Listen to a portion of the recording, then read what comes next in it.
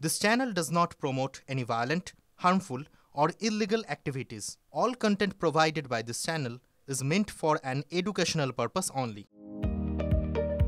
মৌসুমে প্রথমবার 18 ডিগ্রির নিচে নামল কলকাতার পারদ। এদিন আলিপুরের সর্বনিম্ন তাপমাত্রা 17.6 ডিগ্রি সেলসিয়াস।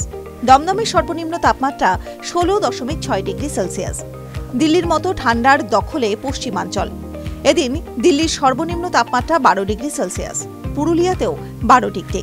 শ্রীনিকেতনের তাপমাত্রাও নেমেছে 12.5 ডিগ্রিতে। হাওয়া অফিস বলছে, রাজ্য জুড়ে আপাতত মনোরম আবহাওয়াই থাকছে। বৃষ্টির কোনো সম্ভাবনা নেই। সকালের দিকে হালকা থেকে মাঝারি কুয়াশার দেখা মিলতে পারে। কয়েকটি জেলায় মাঝারি কুয়াশার সতর্কতা থাকছে। সপ্তাহভর থাকবে এই শীতের আমেজ। তবে নতুন করে তাপমাত্রা নামার সম্ভাবনা কম থাকছে। হাওয়া অফিস বলছে, আগামী 4 থেকে 5 দিন 18 থেকে 19 ডিগ্রি সেলসিয়াসের ঘরে ঘোরাফেরা করবে কলকাতার তাপমাত্রা।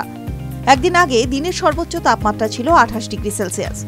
বাতাসে জলীয় বাষ্পের পরিমাণ ঘোরাফেরা করছে 44 থেকে 95% আশেপাশে। কুয়াশার ছবি দেখা যাচ্ছে উত্তরবঙ্গের জেলাগুলিতেও। হালকা থেকে মাঝারি কুয়াশার দেখা মিলছে দার্জিলিং, উত্তর দিনাজপুরে। সোমবার সকালের দিকে মাঝারি কুয়াশার সম্ভাবনা থাকছে দার্জিলিং, 2 দিনাজপুর, মালদাতে। অন্যদিকে ফের বঙ্গোপসাগরে দানা বেঁধেছে নিম্নচাপ। 24 ঘন্টার মধ্যে গভীর নিম্নচাপ সৃষ্টির পূর্বাভাস। তবে এই নিম্নচাপের প্রভাব বাংলায় আপাতত পড়ছে না বলে জানাচ্ছেন আবহবিদরা।